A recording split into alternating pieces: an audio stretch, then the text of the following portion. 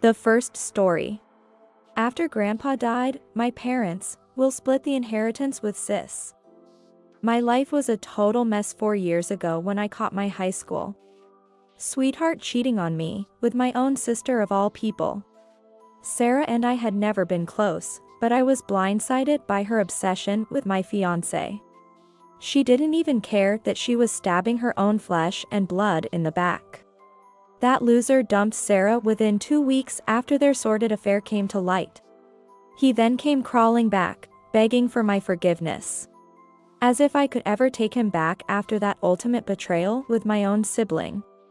I went nuclear, cutting both of them out of my life completely. My parents backed me up initially when the truth came out. But then Sarah had some sort of dramatic, nervous breakdown after getting dumped. Ended up in the hospital. Suddenly dear old mom and dad switched tunes. It's all in the past, honey, you can't stay mad forever. Disgusted by their disloyalty in choosing my trashy sister over me, I walked away from them too, leaving for grad school across the country to start fresh.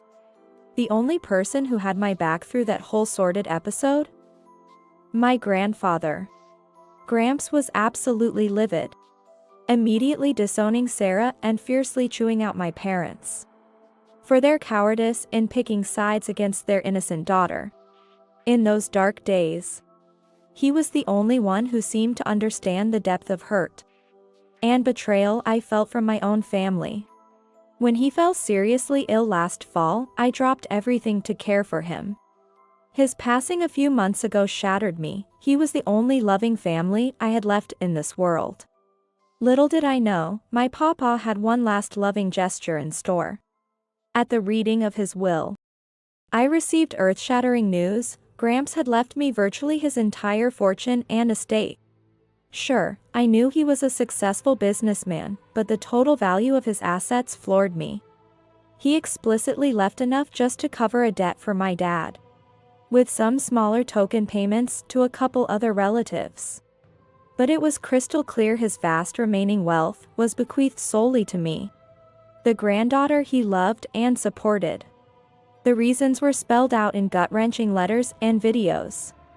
His profound disappointment and disgust over how my parents had played favorites with Sarah when we were kids. How they failed to have my back when she betrayed me in the most despicable way. You can guess how my family reacted. My parents hit the roof, demanding I do the right thing and split my inheritance with them and that snake of a sister. Their argument was that since I already make good money, sharing the fortune would allow them to finally retire. And of course, my unemployed lowlife sister needs to be taken care of now that she has no skills or income.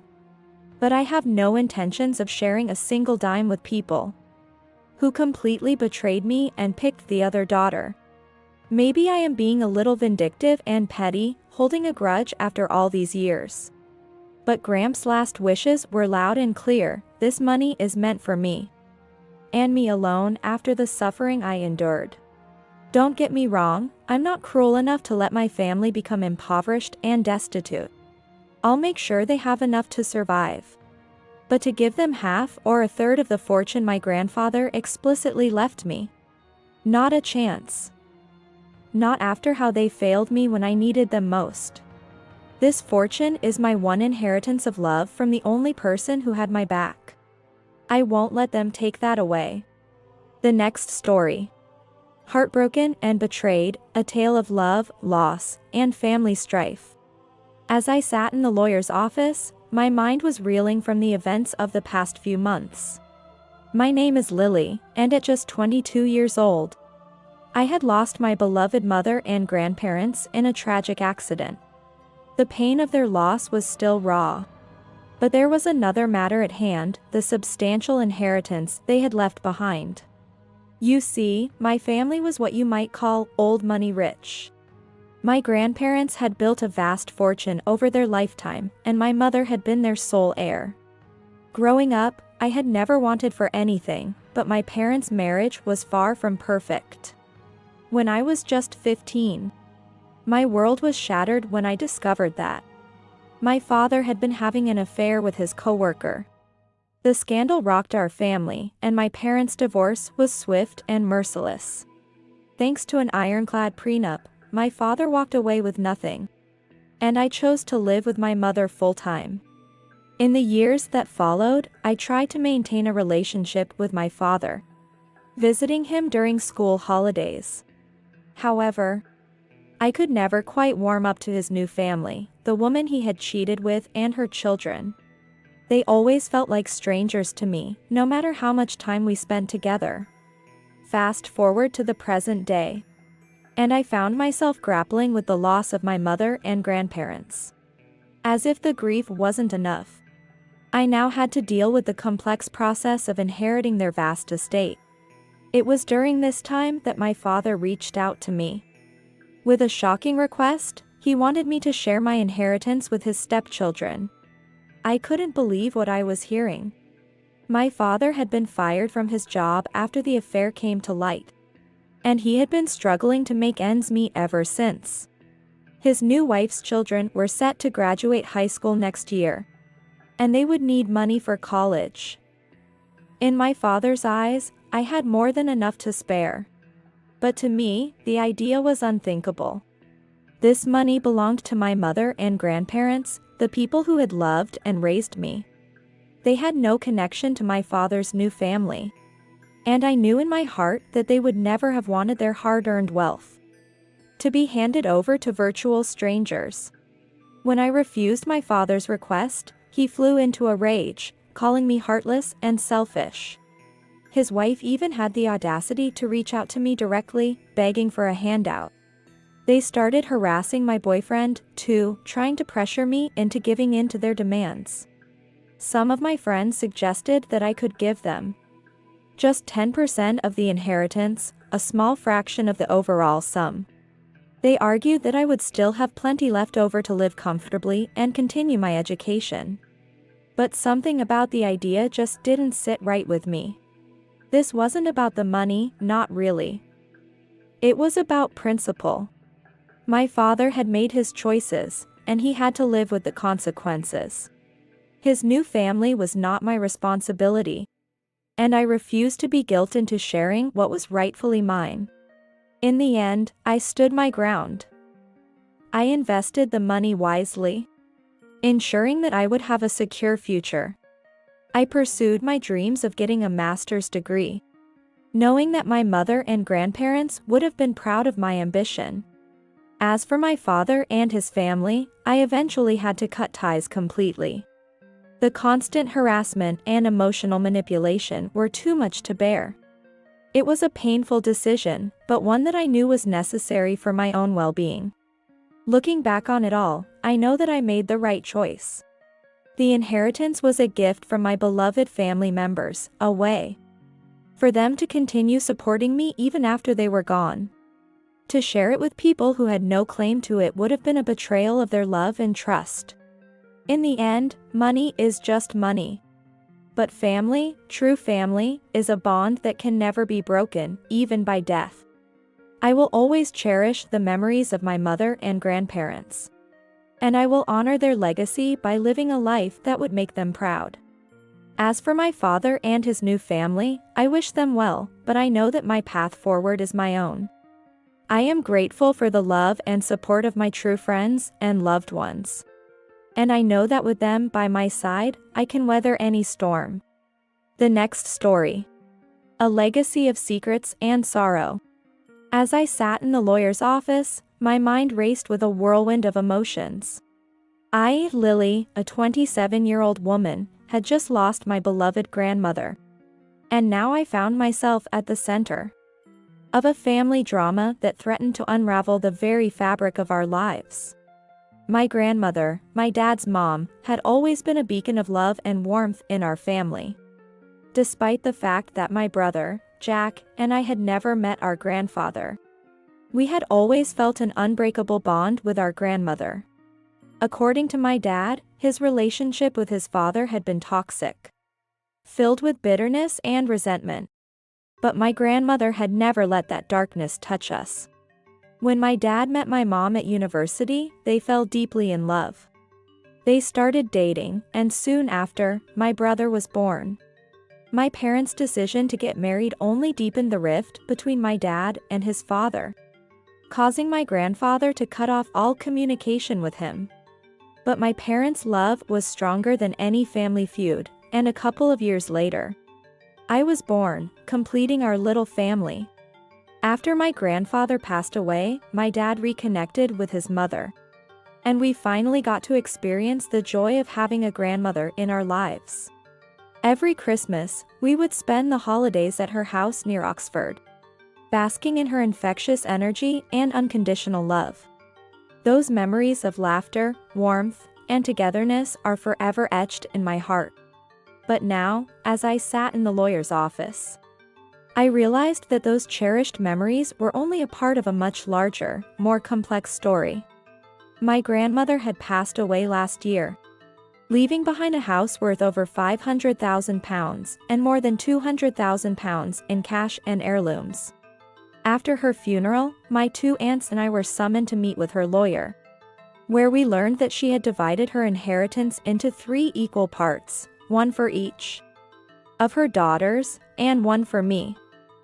My dad, her only son, had been left with nothing. When my dad found out, he was shocked and outraged. He couldn't understand how his own mother could have done this to him. But for me, the real bombshell was yet to come. During the proceedings, my grandmother's lawyer handed me a letter, written by her a year before her death. With trembling hands, I opened it, and as I read her words, my world turned upside down.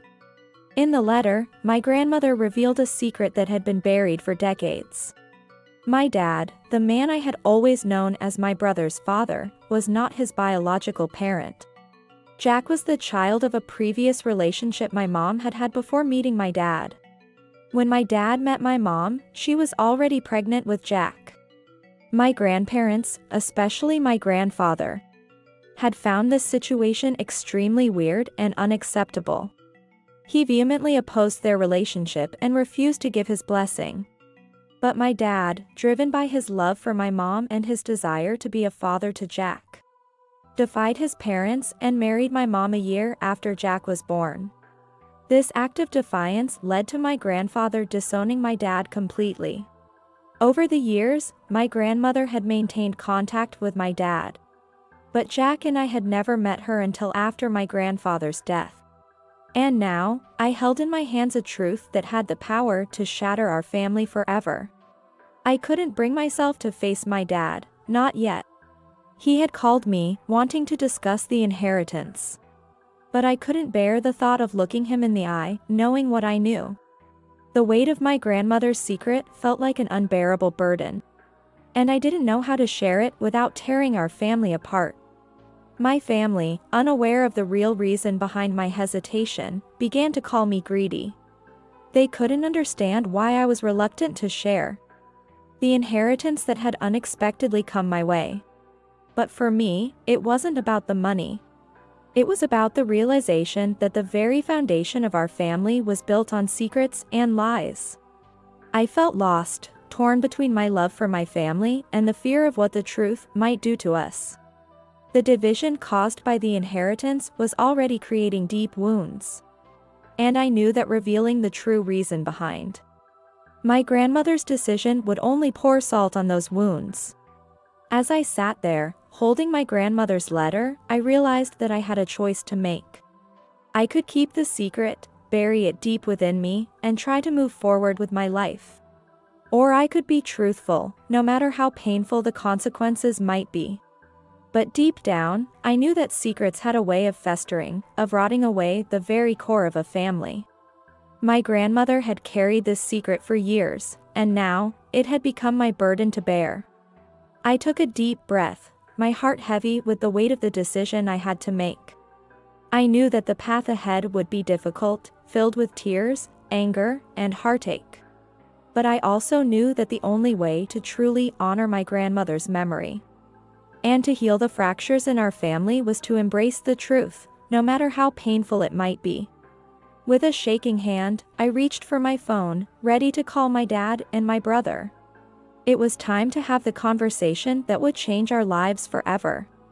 It was time to face the secrets of the past and to forge a new path forward, together, as a family. For in the end, it's not the money or the possessions that define a legacy. It's the love, the honesty, and the strength to weather even the darkest of storms. And that's the legacy I chose to embrace, for myself, for my family, and for the memory of the grandmother I loved so dearly. The next story. A family divided, the bitter battle over heirloom rings. As I sit here, reflecting on the events of my granddaughter's first birthday party, I can't help but wonder if I'm the one being unreasonable.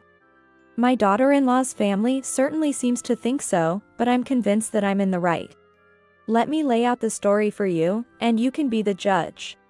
My son, a strapping young man of 36, is married to the lovely Mary, also 36. Mary has an older sister named Susan, who has always been the golden child in their family. No matter what Mary did, she was always viewed as less than in comparison to her sister. It's a dynamic that breaks my heart, but one that I've had to witness for years. When my son was ready to propose to Mary, he did everything right. He followed Mary's wishes and went to her father to ask for his blessing. Her father gave his consent but informed my son of a long-standing family tradition. In their family, the grandmother would give her wedding and engagement rings to the first granddaughter to be married. The only problem? Grandma was wintering in Florida, so my son would have to wait until she returned to pop the question. It wasn't ideal, but he agreed to honor the tradition. But Susan, ever the opportunist, caught wind of the plan. She wasted no time in pushing her own boyfriend to propose and made sure to let Grandma know. In the end, Mary's mother and grandmother decided that Susan would get the coveted engagement ring. But as a compromise, Mary would receive the wedding ring since my son had asked first. It was a solution that left no one truly happy, but both girls eventually got married. Susan went on to have 2 daughters, now 7 and 3. While Mary gave birth to my precious granddaughter, now a year old. Fast forward to my granddaughter's first birthday party.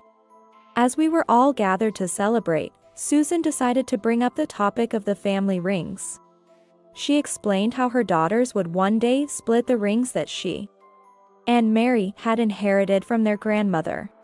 But then, she had the audacity to lament about how unfortunate it was that my wedding set didn't contain diamonds. She went on and on about how my granddaughter would be forced to have my cheap rings. I was stunned. Yes, my rings may not be adorned with diamonds, but they are far from cheap. They hold a deep sentimental value to me. And the suggestion that they were somehow inferior was deeply insulting. But more than that, I was taken aback by the presumption. In my family, we have our own traditions. While my granddaughter will indeed inherit my jewelry one day, I have no intention of giving up my rings before I pass on. They are a part of me, a symbol of my own love story. So, I calmly explained this to Susan and her mother. But then, I offered an alternative. I told them that my granddaughter could have my grandmother's wedding set if she wanted it. As luck would have it, I was wearing the rings on my right hand that day. I showed them to Susan and her mother, and their eyes widened.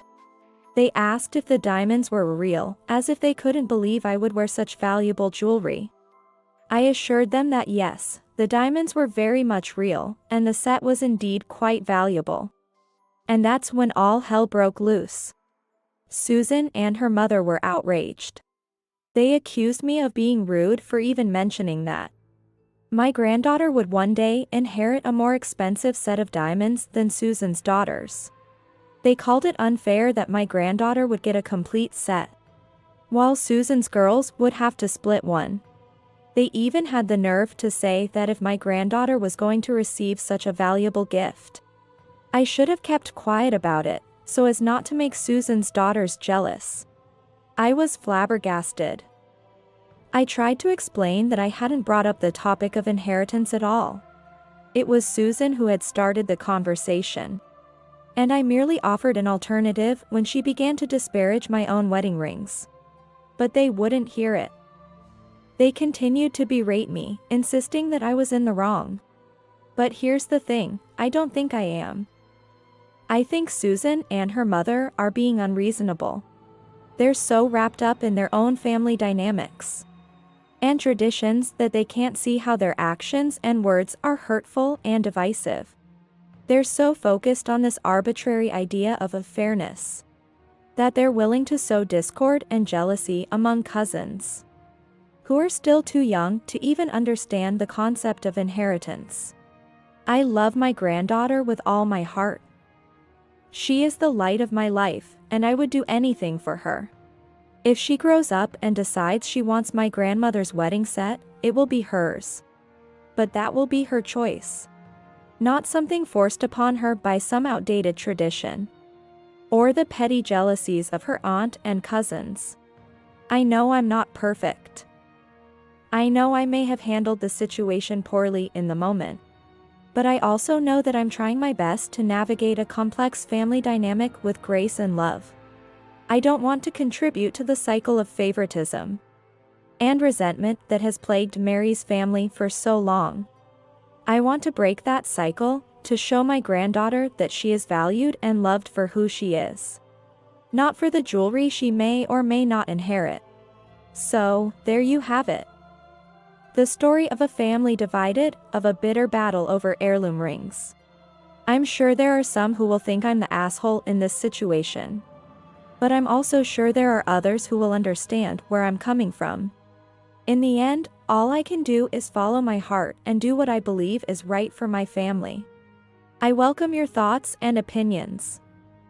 But more than anything, I hope for healing. I hope for a future where my granddaughter and her cousins can grow up knowing that they are all equally loved and cherished, no matter what rings they wear on their fingers. That's the true inheritance I want to leave behind.